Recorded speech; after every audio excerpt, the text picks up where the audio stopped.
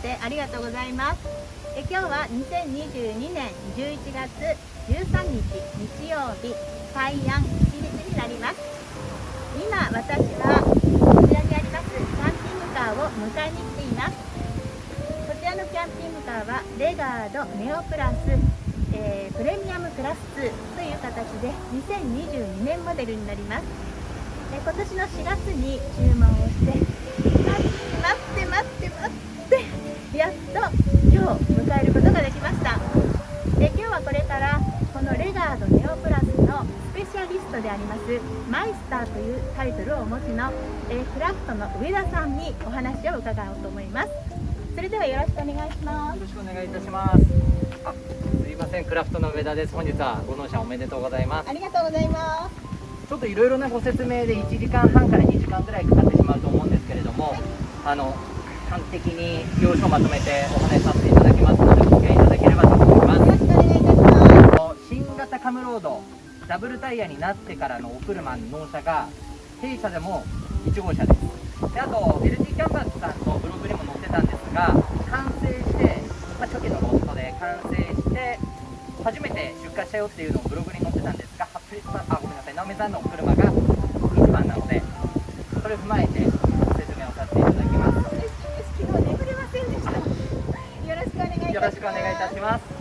それでは早速、レガードネオプラスの外の部分、外装部分からご説明をさせていただくんですが、まず最初に鍵のご説明です。はい。で、あとはイモビライザーとかが入っているので、鍵を複製したいよってなった時、昔みたいに鍵屋さんに持ってっても作ってくれません。で、トヨタさんに行って作ってもらうんですが、ちょっと見えにくくてごめんなさい。こちら、シルバー色のプレートが入ってまして、この番号がもう必要になってまいりますので、これを持って一式持って複製してくださいっていう依頼をしてください。こちら開けていただくと、外部電源の差し込み口になっております。で、レガードネオプラスの場合は普通の車両と異なって、こういうマグネット式でこうはめていくタイプになりまして、形状を見ていただくとちょっとくぼんでいる箇所があるので、中で見ていただくとこっち側がくぼんでますので、もうこのまま挿していただければ大丈夫です。そこを見てね。はい。なるほど。はい。で、こちらの相方は普通のコンセント、オスの日本で使うコンセントになってますので、RV パークとか、キャンプ場とか電源が取れるところで挿してあげれば、車内全体に 100V が供給されるのと、サブバッテリーの充電にもなります。こちらにあるのが、弊社のディーラーオプションでお取り付けをさせていただいた LED のドッグライトになります。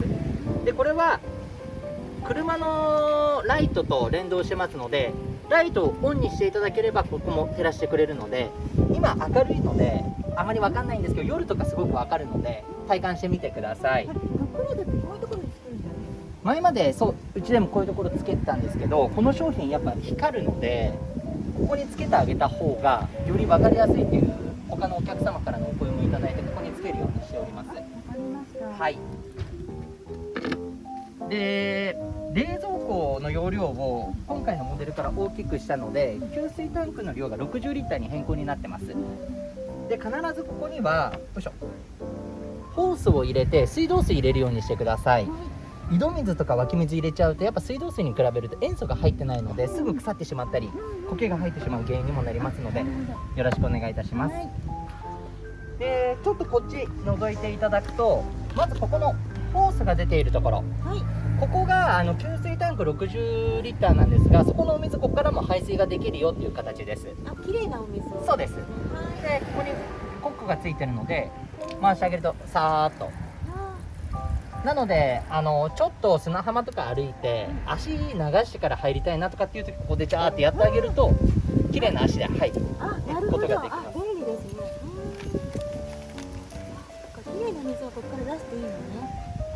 で、こちらですね、ここレバーが見えますかね。これがグレータンクです。はい。いわゆる生活排水なので、この場合だと洗面所、あとシャワールーム、あとシンクで使ったお水がグレータンク、これも60リッター同じ量入ってますので、溜まってきたらこう引っ張ってあげると結構勢いよく出てきます。これテスト用のお水なので、はい、こうやって引っ張ってあげるとさーって流れていきます。はい。でこれも今結構マナー言われてますので、サービスエリアとかで流しちゃったり、あとはキャンプ場とかで指定されてない場所で流しちゃったりすると、やっぱちょっとマナー違反って言われちゃいますので、ご自宅なりこうお水流してもいいよっていう場所で流すようにしてあげてください。はい。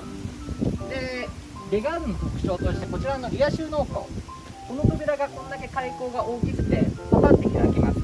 で開け方としては二重でロックがかかっておりまして、まずここ赤いボタンを押してください。そうするとこの中見えますかね、ここです。ここのロックが外れます。でこれも鍵がついてるので、今無理やり引っ張っちゃうと壊れてしまうので、このシリンダー横にしていただくと、失礼しました、縦です。こうなってる、この状態です。縦です。失礼しました。このまま開いていただくと開いてきます。でこんだけ収納として使っていただけるのと、ここに中でメインスイッチ後ほどご説明しますが、入れていただいている時にここのスイッチをつけていただくと、今日は明るいのでちょっと見えにくいんですが、でもライト。トランクの、明かりがつくようになっております。はい。とこちらが、お車の外部電源のコネクタでございます。それとちょっと下覗いてみないとわからないんですが、フロントのスタビライザー、今回メーカーオプションで、設定をしていただいて、もうお取り付けは済んでおります。で純正のスタビライザーが一応ついてますので、これ載せてますので、その点だけご了承ください。はい。ここのカメラがドライブレコーダー用の後ろの映し出す用のカメラです。でこのシルバー色のカメラが今回ディーラーオプションで弊社でお取り付けをしたアラウンドビューの後方を映し出すカメラです。でこちらのカメラがもともとレガードネオプラスには最初からついているバックカメラになっておりまして、これはギアをバック R レンチに入れていただくとナビゲーションに移るようにもう配線作業も完了してますのでご安心ください。このまま引っ張っていただいて開けていただけますよっていう形です。はい。少々お待ちください。でこちらはまたメーカーオプションで今回ご設定していただいたショックアブソーバー4輪、書いておりまして、それの純正が入っておりますので、これもご自宅とかに置いといていただければ大丈夫です。でこちら開けていただくとカセットトイレが入ってます。でこちらのキャッパーも中に今入ってますので、後ほどこんな感じで使えますよっていうご説明はさせていただきます。はい。ここが、FF ヒーター、ベバスヒーターの排気口になってます。で、こちら、アドブルーです。これ、尿素水になってまして、排気ガスを簡単に言うと、きれいにしましょうね。で、これを入れてあげないと、エンジンかからなくしちゃいますよっていうもので、メーターで残量とか、全部警告とかも出るようになるんですが、容量としては13リッターです。で、こちら、開けていただくと、給油タンクです。これは60リッタータンカーございますので、軽油を必ず入れてください。ガソリン入れちゃダメです。はい。で、あとこちらに、ドッグライトがついております。すいません、こちらに空気圧一応書いてございまして、基本的にキャブコンの場合は5キロから 5.5 入れてもいいですよって言ってるんですが、メーカーの水準っていうか標準になってるのが、前輪が6キロ、後輪が4キロになってますので、これこまめにしっかり入れるようにしてあげてください。はい。今年からの、今回のモデルチェンジしてからの変更点として、ここに、衝突防止とかのセンサーがついてますので、ここ汚れたりしちゃうと結構異常反応しちゃう例とかがあるみたいなので、こまめに拭いてあげてください。ここにもレーンキープですねとかのカメラがありますので、ここも同じです。はい、今中に入ってまいりましたが、昨年までのモデルだとこのレガードネオプラス、この運転席助手席、あとナミさんがかけられてるこちらのシートとこちらのシートで6名乗車になっておりました。が今回からダブルタイヤになって、これ LT キャンパーズさんからも言われているものなんですが、陸運局に申請を出すにあたって衝突の安全の基準とかございますので、ここ新たに2点式のシートベルトを2つ増やして8名乗車にしないといけないっていう、そうしないと登録ができませんよっていうのが通達で来ましたので、こちらシートベルトがついてますので。はい、でも多く乗れるのにはいいわよね。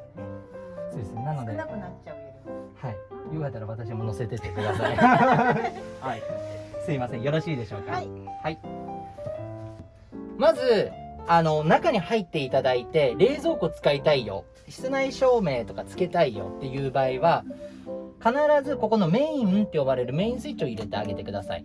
はい、そうすると今室内灯もつきましたし、今ピッて音が鳴ったのも上についているマックスファンと呼ばれる電動ファンです。これも 100V、 日本でいう普通のコンセントではなくて 12V の製品になってます。あ、これ？そうなんです。で、直接バッテリーから引っ張ってきてるのではなくて、メインスイッチを介してるので、メインスイッチ入れてあげないと使えないよっていうのだけ覚えておいてください。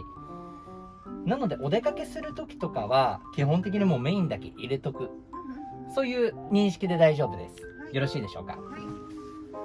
で、あとこちらの室内灯っていうところを押すとオンオフするとついたり消えたりします。で、個別にそれぞれこうタッチしていけば消せたりもしますので、例えばここだけ、ここでやっちゃうと全部消えちゃうので、ここだけ消しておきたいなっていう時はここで、個別でできるので、そこだけ覚えておいてください。はい、で、あとこちらの間接照明って呼ばれるのが、ちょっとじゃあこれ室内灯消しちゃいましょうか。ここです。家具の下とかの間接照明のスイッチが個別にここについてますので、ここも覚えておいてください。よろしいでしょうか。で、あとステップって呼ばれるのがここです。夜間じゃあ温泉とか入って乗り込む時にちょっと暗くて怖いなっていう時に、このステップのスイッチをオンオフしてあげると点灯しますので、そこだけ覚えておいてください。ここまで大丈夫でしょうか。はい、でここがサブバッテリー、リチウムイオンバッテリーの残量計になるんですが、もっと見やすいようにっていうことで、後ろです。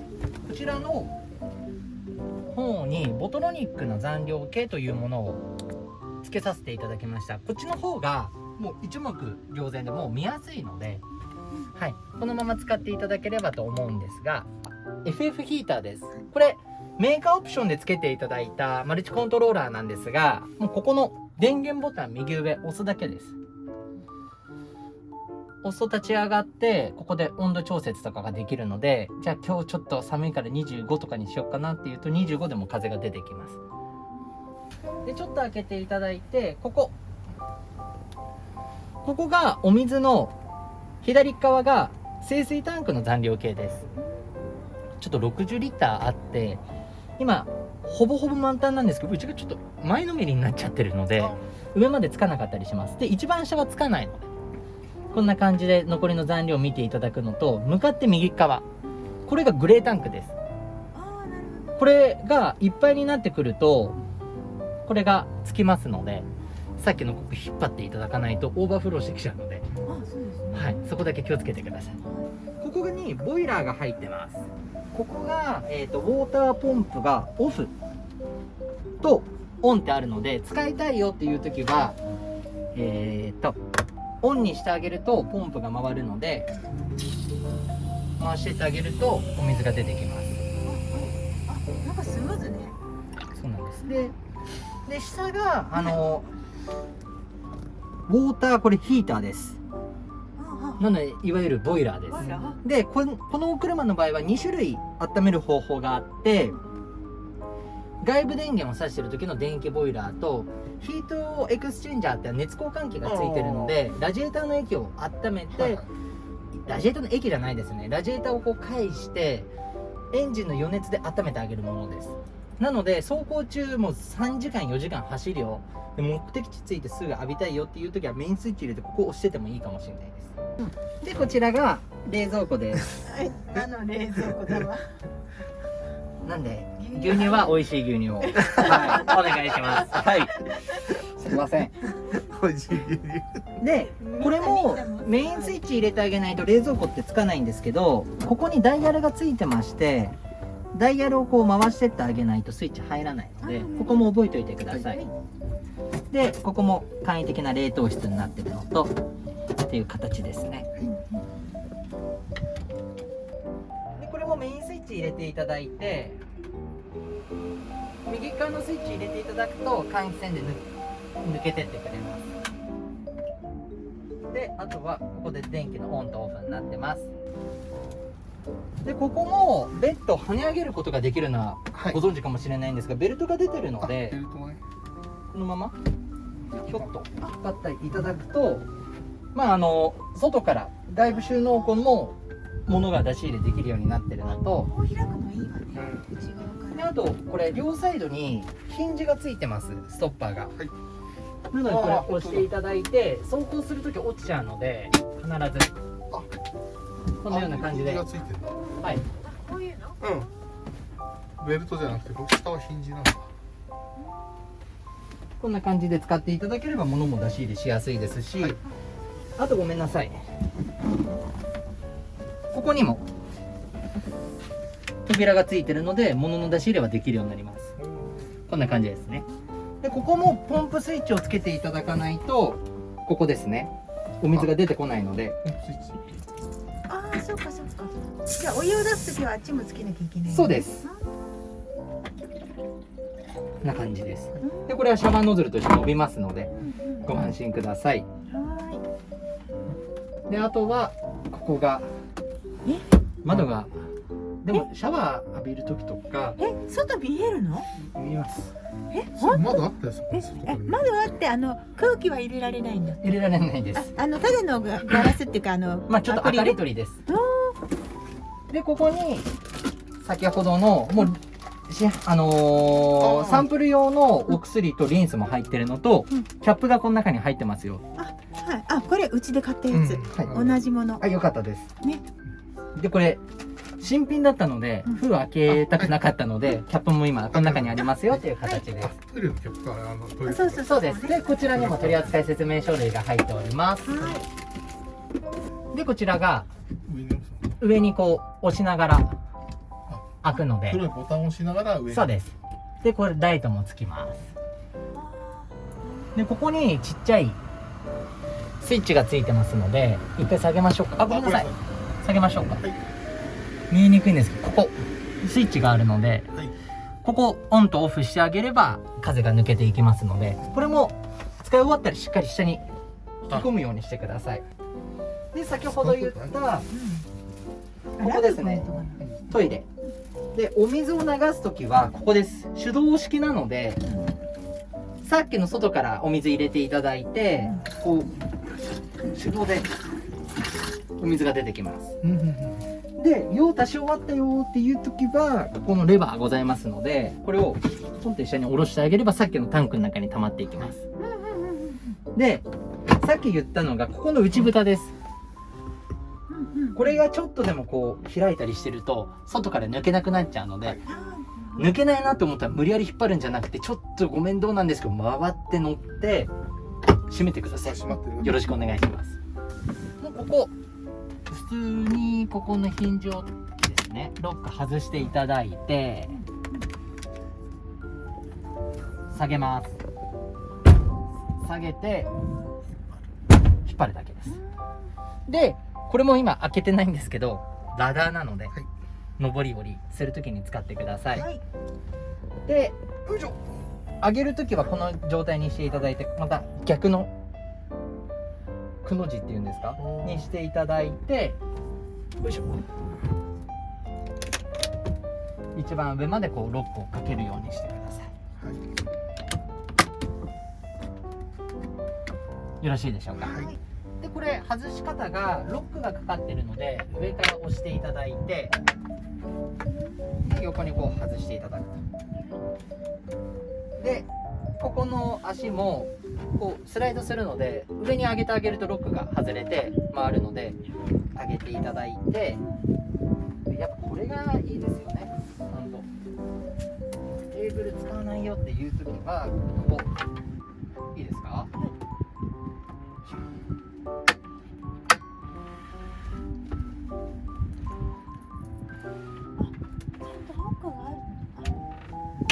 これで動かなくなりますので、よくできてます。ね、本当だ。でこれがここに置く台座になるんですが、よいしょ、穴が開いてます。穴が開いてる方がこっちです。はい。こちらにピンが2本立ってるので、ここに刺してあげる感じになるんですが、そしたらじゃあこっちの台座はどうなんのってなるので、ここの引き出しを引きます。いつもここまではうまくいくんですよ、私。なるほど。あれ持ってたの？あ、ごめんなさい奥さん。ありがとうございます。こんな感じです。大丈夫です。こっ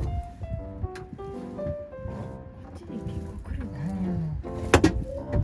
この座面はこのままですね、スライドさせてしていただいて、背もたれを倒します。よいしょ。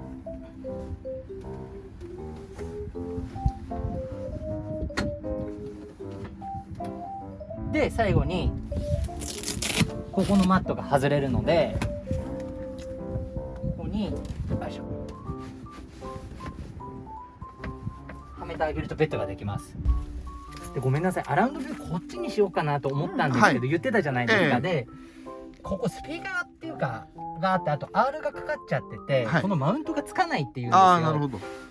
でここはちょっと嫌だって言ったんです、私。うんでうちのメカニックはこっちにしようって言ったんで、ちょっとそこだけ変更になった点だけご了承ください。はい。でいきます。はい、十分です。いいのこれ？いや、ノーマル知らないからね、そういうこと言うけどね、ノーマルはピーだから。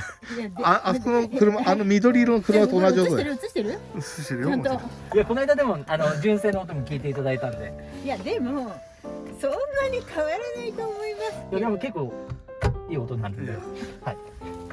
これ2万円の価値があるのかいやな。ありますこれ十分。上田さんそんな見方することないのにロマンですよね。何がロマンなの？だからピーだと鳴らしたくないもん。鳴らさない方がいいよ。いや、俺言うとき、ありがとうございますっていう時もさ。いやいやいや。そうですね。あ、すいません。おめでとうございます。ありがとうございます。わあ、すごい素敵。ブリザードフラワーなのでうんうん永久的に枯れません。あ、ね、水あげなくて大丈夫。ね、あー、すごい素晴らしい。永久的によろしくお願いいたしあ、ます。本当に今後ともよろしくお願いします。ありがとうございます。そう。僕の車じゃないから。すごいじゃん。かっけえってやつだ。いえいえ。いや、私だけじゃない、こっちも運転しますけどね。いいんだよね、これで行っちゃって。ほら、ライトはオートになってるんでしょ。なってるって。ちょっとごめんなさい。はい信号庫の鍵だけ全部閉めちゃいます。あ、はい。はい。ね、だからそこが怖い。ちょっとずつ、行ってください。はい横断案内気をつけてください。はい、ありがとうございあます。と絶対にコンビニとかのタイヤ止めのまとめをあー信用しないこと。そうだそうだ。信用して下がるとゴミ箱に当たります。はい。そうだ。なんか怖く後ろになるから怖くなってきた。お世話様でした。じゃあよろしくお願いします。ありがとうございます。どうもお世話様でしあた。りがとうございます。ありがとうございました。ありがとうございます。お世話様でしありがとうございた。ま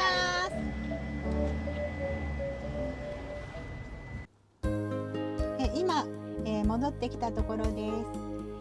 こちらの方、クラフトの社長さんからいただきました。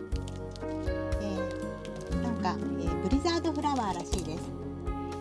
成果もいいんだけど、でも、ずっと末永くお付き合いいただきたいからということで、末永く持つブリザードフラワーをいただきました。開けてみます。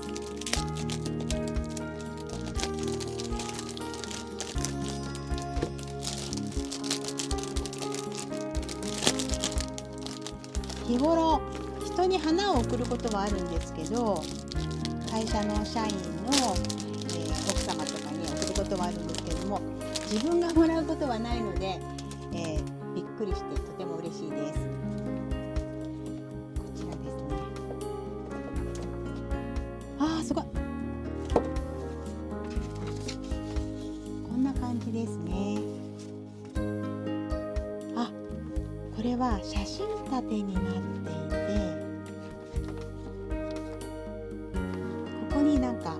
真を、好きな写真を立てかけて置けるような形になっているようです。すごいなんかいい香りがする。どう？うん。なんかすごい開けた瞬間すごいなんかいい匂いした。ね、いい香りがします。ありがたいですね。大切にこのキャンピングカーのどこかに常に置いておきたいなというふうに思っています。今回も最後までご覧いただきましてありがとうございます。次の動画は、このクラフトさんを出てから、高速や一般道を、散々走りましたので、その時の率直な感想を、動画に収めたいと思っています。このキャンピングカーに買い替えるきっかけとなった走行安定性の部分ですね。次の動画を見ていただけると分かりますが、高速で結構風に吹かれましたので、それがどうだったのかというのもお楽しみにしていただけたらなと思っています。まだの方はチャンネル登録などをして、またご覧ください。よろしくお願いいたします。今回も最後までご覧いただきましてありがとうございました。また次の動画でお会いできることを楽しみにいたしております。ありがとうございました。